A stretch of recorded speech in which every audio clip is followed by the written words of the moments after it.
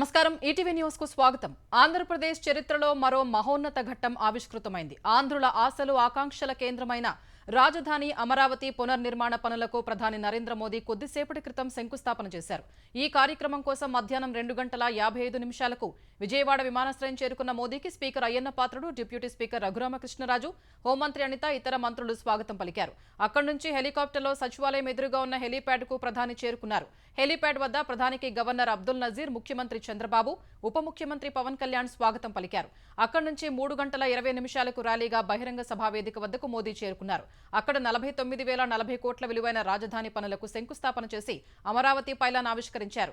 రాజధానిలో చేపట్టే పనుల్లో జీఏడీ టవర్, హెచ్ఓడీ టవర్లు, అసెంబ్లీ భవనం, హైకోర్టు భవనాలు ఉన్నాయి. కోర్ క్యాపిటల్లో నిర్మించే ప్రధాన ఆర్టీరియల్ రోడ్లు, ట్రంక్ రోడ్లు, భూగర్భ డ్రైనేజ్, నీటి సరఫరా, విద్యుత్ సరఫరా పనుల్ని ప్రధాని ప్రారంభించారు.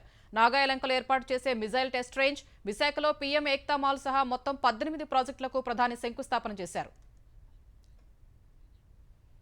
అమరావతి పునర్నిర్మాణ పనుల శంకుస్థాపన కార్యక్రమంలో ప్రస్తుతం ముఖ్యమంత్రి చంద్రబాబు మాట్లాడుతున్నారు. ప్రత్యక్ష ప్రసారం ద్వారా చూద్దాం. దీనికి కారణం, ఏకైక కారణం, ఉగ్రవాదుల దాడిలో నా దేశ ప్రజలు ప్రాణాలు కోల్పోయారనే ఆవేదన మోడీ గారిలో నేను చూశానని చెప్పి మరొకసారి విజ్ఞప్తి చేస్తున్నాను. అందుకే ఈ సందర్భంగా మీ అందరి తరపున వారికి విజ్ఞప్తి చేస్తున్నాను. ఉగ్రవాదాన్ని అణిచివేయడానికి ప్రధాని మోడీ గారికి కేంద్ర ప్రభుత్వం తీసుకునే ప్రతి చర్యకు మేము అండగా ఉంటామని ప్రతిజ్ఞ చేస్తున్నాం. मोदी जी, हम आपके साथ हैं. आंध्र प्रदेश के 5 करोड़ लोग आपके साथ हैं. पूरा देश आपके साथ हैं. ఒకసారి గట్టిగా చెప్పండి, వందే మాతరం, వందే మాతరం. నేను వందే అంటే మాత్రం అని గట్టిగా చెప్పాలి. వందే వందే వందే. భారత్ మాతాకి, భారత్ మాతాకి, భారత్ మాతాకి. ఈరోజు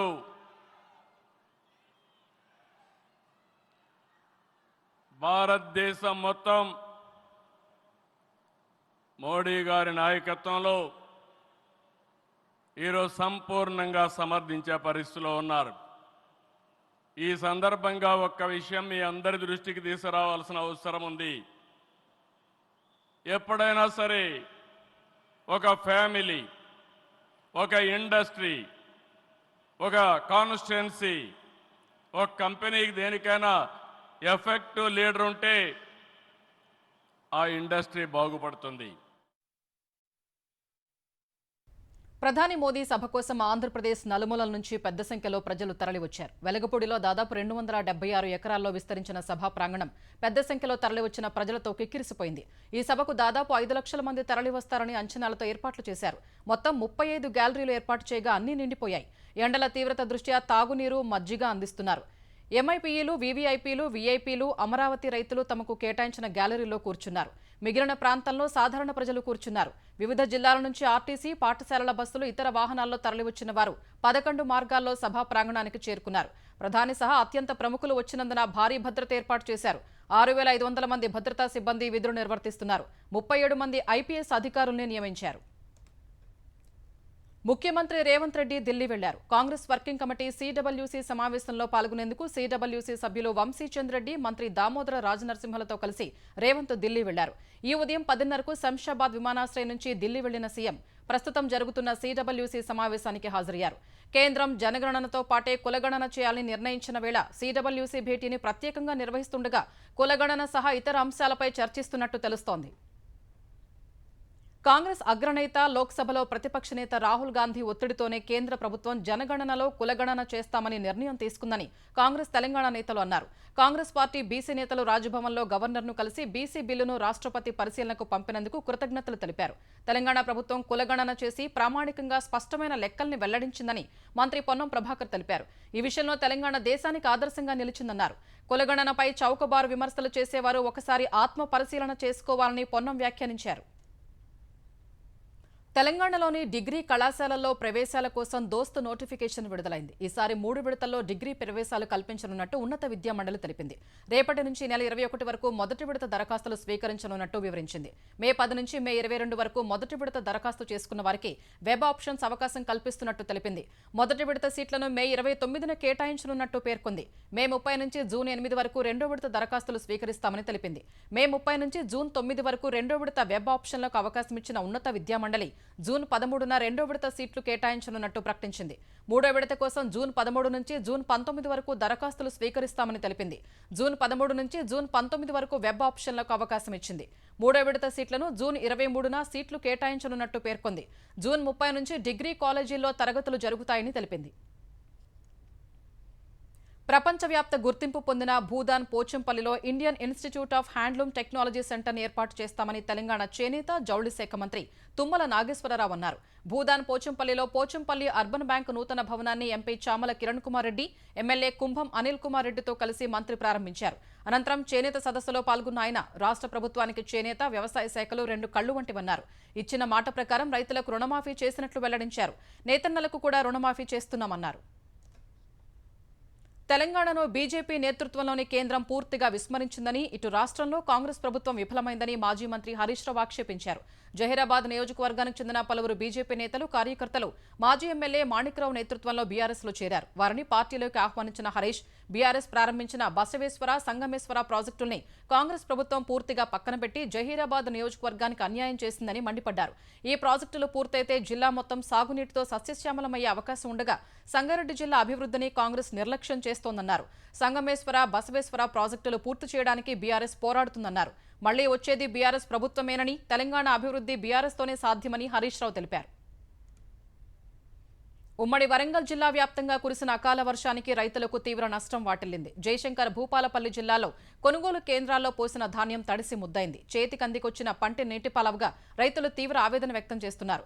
కొనుగోలు కేంద్రాల్లో ధాన్యం విక్రయాలు వేగవంతం చేయాలని రైతులు కోరుతున్నారు. గాలివాన భీభత్సానికి కాటారం, మేడారం రహదారిపై చెట్లు విరిగిపడి రాకపోకలకు అంతరాయం కలిగింది. హనుమకొండ జిల్లా సాయంపేటలో బీసీ కాలనీలో ఓ ఇంటి పైకప్పు రేకులు ఎగిరిపోగా ఇంట్లోని వస్తువులన్నీ ధ్వంసమయ్యాయి. దేశ రాజధాని ఢిల్లీని భారీ వర్షం ముంచెత్తింది. ఈ తెల్లవారుజామున ఈదురు గాలులతో కూడిన కుండపోత కురిసింది. ఈ వర్షానికి ద్వారకలో ఓ ఇంటిపై పెద్ద చెట్టు కూలి ఇంట్లో నివసించే మహిళ, ఆమె 3 పిల్లలు ప్రాణాలు కోల్పోయారు. లజ్పత్ నగర్, ఆర్కేపురం, ద్వారకా తదితర ప్రాంతాల్లో ఈదురుగాలులకు చెట్లు కూలాయి, భవనాలు దెబ్బతిన్నాయి. లోతట్టు ప్రాంతాలు జలమయమై వాహనదారులు ఇబ్బంది పడ్డారు. వర్షాల కారణంగా ఢిల్లీ ఎయిర్పోర్టులో విమానాల రాకపోకలకు అంతరాయం కలిగింది. 120 విమానాలు ఆలస్యమయ్యాయి. మరో 40 విమానాల్ని దారి మళ్లించారు. గత 10 ఏళ్లలో భారత ఓడరేవుల సామర్థ్యం రెట్టింపైందని ప్రధాని నరేంద్ర మోదీ చెప్పారు. పోర్టుల సామర్థ్యం గణనీయంగా మెరుగుపడిందని వివరించారు. నావికుల సంఖ్యలో భారత్ ప్రపంచంలోని తొలి 3 దేశాల్లో నిలిచిందని తెలిపారు. ఇంతకుముందు 75% షిప్మెంట్ కార్యకలాపాలు విదేశీ ఓడరేవుల్లో నిర్వహించినందున దేశం చాలా ఆదాయం కోల్పోయిందని పేర్కొన్నారు. తిరువనంతపురంలో 8,867 కోట్లతో నిర్మించిన వింజింజం అంతర్జాతీయ ఓడరేవును సీఎం పినరయి విజయన్, కాంగ్రెస్ ఎంపీ శశి థరూర్, పారిశ్రామికవేత్త గౌతమ్ అదానీ సమక్షంలో మోదీ ప్రారంభించారు. వేదికపై తనతో శశి థరూర్ ఉండటం కొందరికి నిద్ర లేకుండా చేస్తుందని కాంగ్రెస్ అగ్రనేతల్ని ఉద్దేశించి మోదీ వ్యాఖ్యానించారు. అంతర్జాతీయ వాణిజ్యం, షిప్పింగ్ కోసం భారత్కు ఈ ఓడరేవు కీలకమవుతుందన్నారు. దేశాభివృద్ధిలో పబ్లిక్, ప్రైవేటు భాగస్వామ్యం కీలక పాత్ర పోషిస్తుందని వెల్లడించారు. పాకిస్తాన్ కనుసన్నల్లోనే పహల్గామ్లో ఉగ్రదాడి జరిగినట్లు జాతీయ దర్యాప్తు సంస్థ ఎన్ఐఏ ప్రాథమిక దర్యాప్తులో తేలింది. పాక్ నిఘా సంస్థ ఐఎస్ఐ నుంచి వచ్చిన ఆదేశాల మేరకు పాక్లోని లష్కర్ ఇ తోయిబా కేంద్ర కార్యాలయంలో పహల్గామ్ దాడికి పథకరచన జరిగినట్లు ఎన్ఐఏలోని విశ్వసనీయ వర్గాలు తెలిపాయి. ఈ దాడిలో పాల్గొన్న పాక్ జాతీయులు హష్మీ మూసా, ఆలీభాయ్గా గుర్తించిన ఎన్ఐఏ ఈ ఇద్దరూ పాక్లోని తమ సూత్రధారులతో నిరంతరం సంప్రదింపులు జరిపినట్లు తేల్చింది. ఉగ్రదాడి ఎప్పుడు ఎలా చేయాలి, అందుకు సంబంధించిన లాజిస్టిక్స్ పై పాక్ నుంచి ఆదేశాలు వచ్చినట్లు తెలిసింది. ఈ దాడికి కొన్ని వారాల ముందే వారు భారత్లోకి చొరబడగా వారికి ఓవర్ గ్రౌండ్ వర్కర్ సహాయపడినట్టు ఎన్ఐఏ వర్గాలు తెలిపాయి. ఇప్పటికే అనేక మంది ఓవర్ గ్రౌండ్ వర్కర్స్ ను అదుపులోకి తీసుకుని ప్రశ్నిస్తున్న ఎన్ఐఏ అన్ని ఆధారాలను సేకరించే ఉగ్రదాడి జరిగిన చోట సేకరించిన 40 కార్ట్రిడ్జ్లను బాలిస్టిక్ రసాయన విశ్లేషణ కోసం ఎన్ఐఏ పంపింది. ఆ ప్రాంతం 3D మ్యాపింగ్ చేసిన ఎన్ఐఏ లోయ చుట్టూ ఉన్న మొబైల్ టవర్ల నుంచి డంప్ డేటాను సేకరించింది. పహల్గాం దాడికి ముందు రోజుల్లో ఈ ప్రాంతంలో ఉపగ్రహ ఫోన్ కార్యకలాపాలు పెరిగినట్లు గుర్తించింది. జమ్మూ కశ్మీర్లోని నియంత్రణ రేఖ సహా అంతర్జాతీయ సరిహద్దు వెంబడి పాకిస్తాన్ దళాలు వరుసగా 8వ రోజు కాల్పుల విరమణ ఒప్పందాన్ని ఉల్లంఘించాయి. బారాముల్లా, కుప్వారా, పూంచ్, నౌషేరా, అఖ్నూర్ సెక్టార్లలో పాక్ దళాలు చిన్నపాటి ఆయుధాలతో కాల్పులు జరిపాయి. తర్వాత జమ్మూ జిల్లాలో అంతర్జాతీయ సరిహద్దు వెంట ఉండే పర్గవాల్ సెక్టార్లో పాకిస్తాన్ రేంజర్లు గన్ ఫైరింగ్ చేశారు. ఈ దుశ్చర్యల్ని భారత సైన్యం సమర్థంగా తిప్పికొట్టింది. కాల్పులు ఇలాగే తీవ్రతరమైతే ఆశ్రయం పొందేందుకు నియంత్రణ రేఖ సరిహద్దు వెంట ఉన్న కమ్యూనిటీ బంకర్లను స్థానికులు శుభ్రం చేస్తున్నారు. సైన్యానికి సంబంధించిన సున్నితమైన సమాచారాన్ని పాకిస్తాన్కు చేరవేస్తున్నారనే ఆరోపణలపై రాజస్థాన్ పోలీసులు ఓ వ్యక్తిని అదుపులోకి తీసుకున్నారు.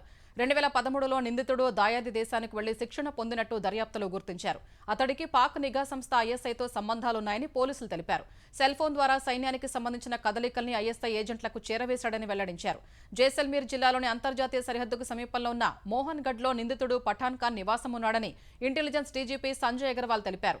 నిందితుడి అనుమానాస్పద కార్యకలాపాలపై సమాచారం అందగా నిఘా పెట్టామని చెప్పారు.